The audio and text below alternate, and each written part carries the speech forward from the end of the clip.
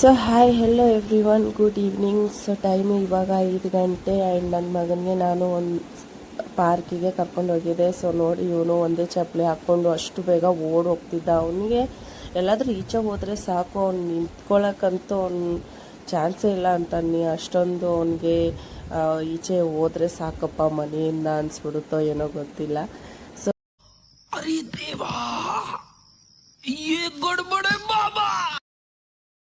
So ಇವತ್ತು ಅವನಿಗೆ swimming pool ಕರ್ಕೊಂಡು ಹೋಗೋದು ಅವ್ರ ಮಾವ ಅಂತ ಪ್ಲ್ಯಾನ್ ಇತ್ತು. ಬಟ್ ಅವನು ಸ್ವಲ್ಪ ಕೆಲಸದಲ್ಲಿ ಬ್ಯುಸಿ ಇದ್ದ ಅಂತ ಅದು ಡ್ರಾಪ್ ಆಗೋಯಿತು. ಸೊ ಸ್ವಿಮ್ಮಿಂಗ್ ಪೂಲ್ಗೆ ಹೋಗಿಲ್ಲ ಅಂದರೆ ಏನಾಯಿತು, ಇವತ್ತು ಪಾರ್ಕ್ ಕರ್ಕೊಂಡು ಹೋಗ್ತೀನಿ ಬಾ ಅಂತ. ಅವ್ರ ಮನೆ ಸೈಡು ಇದೆ ಇದು. ನಮ್ಮ ಮನೆ ಸೈಡ್ ಅಂತೂ ಎಲ್ಲೂ ಪಾರ್ಕ್ ಇಲ್ಲ ದಾಸರಹಳ್ಳಿಯಲ್ಲಿ. ಸೊ ಅವನು ಬಗಲ್ಗುಂಟೆ ಸೈಡ್ ಕರ್ಕೊಂಡು ಹೋಗಿದ್ದ. ಆ್ಯಂಡ್ ನಾವು ಕೂಡ ಇವತ್ತು ಈ ವ್ಲಾಗಲ್ಲಿ ನಾನು ಕಾಣಿಸಲ್ಲ, ಬರೀ ಇದು ವ್ಲಾಗು ನನ್ನ ಮಗನಿಗೋಸ್ಕರ ನಾನು ಮಾಡಿರೋದು.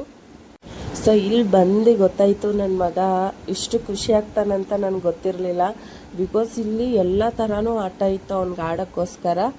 ಆ್ಯಂಡ್ ಅವನು ಓನ್ಲಿ ಇದರಲ್ಲಿ ಮಾತ್ರ ಎಂಜಾಯ್ ಮಾಡಿರೋದು. ಆ್ಯಂಡ್ ಬೇರೆದ್ರಲ್ಲೆಲ್ಲ ಕೂರಿಸಿದ್ರೆ ಅವನು ಕುತ್ಕೊತಾನೆ ಇರಲಿಲ್ಲ. ಸೊ ಈ ಹುಡುಗಿ ನೋಡಿ ಅವ್ನು ಡಿಫ್ರೆಂಟಾಗಿ ಆಡ್ತಾಯಿದ್ಲು.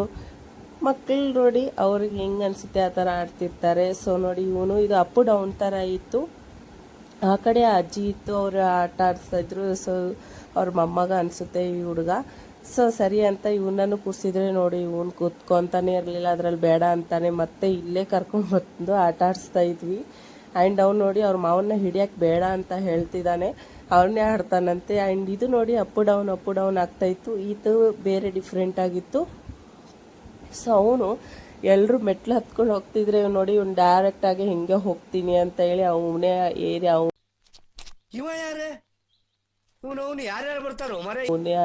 ಅಂದರೆ ಎಲ್ಲ ಮೂಮೆಂಟ್ನ ಅವನು ಎಂಜಾಯ್ ಮಾಡ್ತಿದ್ದ. ಸೊ ನೋಡಿ, ಈ ಥರ ಮಕ್ಕಳಿಗೆ ಆಟ ಆಡೋಕ್ಕೆ ಇರಬೇಕು. ಆ್ಯಕ್ಚುಲಿ ನಮ್ಮನೆ ಸೈಡ್ ಇದ್ದಿದ್ರೆ ನಾನು ಈವ್ನಿಂಗ್ ಟೈಮು ಅವನಿಗೆ ಡೈಲಿ ಕರ್ಕೊಂಡು ಹೋಗ್ತಿದ್ದೆ. ಏನು ಮಾಡಲಿ, ನಮ್ಮ ಮನೆ ಹತ್ರ ಇಲ್ದಕ್ಕೆ ನಾನು ಸುಮ್ಮನೆ ಇದ್ದೀನಿ. ಸೊ ಆಮೇಲೆ ಈ ಜೋಕಾಲಿಯಲ್ಲಿ ಕೂರಿಸಿದ್ವಿ. ಸ್ವಲ್ಪ ಇದು ಜೋಕಾಲಿ ಸ್ವಲ್ಪ ಚೆನ್ನಾಗಿರಲಿಲ್ಲ. ಅಲ್ಲಿ ಪಕ್ಕದಲ್ಲಿತ್ತು, ಆಲ್ರೆಡಿ ಒಂದು ಮಗು ಆಟ ಆಡ್ತಿತ್ತು. ಸೊ ಅವ್ರ ಮಾವ ಇದರಲ್ಲೇ ನಾನು ಸ್ವಲ್ಪ ಟ್ರೈ ಮಾಡ್ತೀನಿ ಅಂತ ಕೂರಿಸಿದ್ದು, ಬಟ್ ಆಡಲಿಲ್ಲ ಅವನು. ಆ್ಯಂಡ್ ಈ ಹುಡುಗಿ ಹತ್ರ ಆಟ ಸಾಮಾನಿತ್ತು, ಅದನ್ನು ಅವಳ ಹತ್ರ ಕಿತ್ಕೊಂಡು ಓಡೋಗ್ತಿದ್ದ. ಸುಮ್ಮನೆ ಕೊಡು ಅಂತ ಇದು ಮಾಡಿದರೆ ಹೋಗಿ ಎತ್ತಿ ಬೀಸ್ಬಿಟ್ಟ ಹುಡುಗಿನ ಮೇಲೇ. ಆ್ಯಂಡ್ ಇಲ್ಲಿ ಅವನು ಫುಲ್ಲು ಎಂಜಾಯ್ ಮಾಡ್ದ. ಸೊ ಅದು ನೋಡಿಬಿಟ್ಟು ನನಗೂ ಕೂಡ ತುಂಬ ಎಂಜಾಯ್ ಆಯಿತು. ಆ್ಯಂಡು ನನಗೆ ಸ್ವಲ್ಪ ಭಯ ಆಗ್ತಿತ್ತು, ಬಿಕಾಸ್ ಅವನಿಗೆ ತಲೆ ಪೆಟ್ಟು ಬೇರೆ ಆಗಿತ್ತಲ್ವ. ಅದು ಎಲ್ಲಿ ತಲೆಗೆ ಹತ್ತಿದ್ರೆ ಇನ್ನೂ ಇದು ಮಾಡ್ತಾನೆ ಅಂತ ಸ್ವಲ್ಪ ಒಂದು ಕಡೆ ಹತ್ತಿತ್ತು. ಅದಕ್ಕೆ ತಲೆ ಹಿಡ್ಕೊತಾ ಇತ್ತು ಅವನು. ಸೊ ಅದಕ್ಕೆ ಬೇಡ ಅಂತ ನಾವು ಒಂದು ಹಾಫ್ ಆನ್ ಅವರ್ ಚೆನ್ನಾಗಿ ಆಡಿಸ್ಬಿಟ್ಟು ಮನೆಗೆ ಬಂದುಬಿಟ್ವಿ. ಬಟ್ ನನಗಂತೂ ಬರೋಕ್ಕೆ ಒಂಚೂರು ಇಷ್ಟನೇ ಇರಲಿಲ್ಲ. ಅವನು ಅಷ್ಟು ಚೆನ್ನಾಗಿ ಆಟ ಆಡೋದು ನೋಡಿ, ಇಲ್ಲೇ ಅವ್ನು ಆಟ ಆಡ್ತಾ ಇರಲಿ, ನಾನು ಕುತ್ಕೊಂಡು ನೋಡ್ತಿರ್ಲಿ ಅಂತ ಅನಿಸ್ಬಿಟ್ಟಿತ್ತು ನನಗೆ.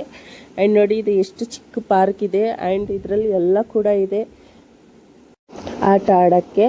ಆ್ಯಂಡ್ ನೋಡಿ, ಈ ಮಗುನೂ ಕೂಡ ಆ ಥರನೇ ಇತ್ತು. ಅವ್ರ ಅಪ್ಪನ ಹಿಡಿಬೇಡ ಅಂತ ಅಂತಿತ್ತು, ಹಿಡ್ದಿದ್ರೆ ಬೇಡ ಅಂತ ಕಿಸ್ತಿತ್ತು ಆ ಮಗು ಕೂಡ ತುಂಬ ಎಂಜಾಯ್ ಮಾಡ್ತಿದ್ದೆ. ನೋಡಿ, ಆ ಹುಡುಗಿದ್ದು ನಾನು ವಿಡಿಯೋ ಕ್ಯಾಚ್ ಮಾಡಿಬಿಟ್ಟೆ. ಈ ವಿಡಿಯೋ ಅವರು ಡ್ಯಾಡಿನೋ ಅವ್ರ ಅಮ್ಮಗೆ ನೋಡಿಬಿಟ್ರೆ ಖುಷಿ ಆಗ್ತಾರೋ ಏನಾಗ್ತಾರೋ. ನಿಮ್ಮ ಹತ್ರ ಈ ವಿಡಿಯೋ ಬಂದಿದ್ರೆ ದಯವಿಟ್ಟು ನನಗೆ ಕಮೆಂಟ್ ಮಾಡಿ.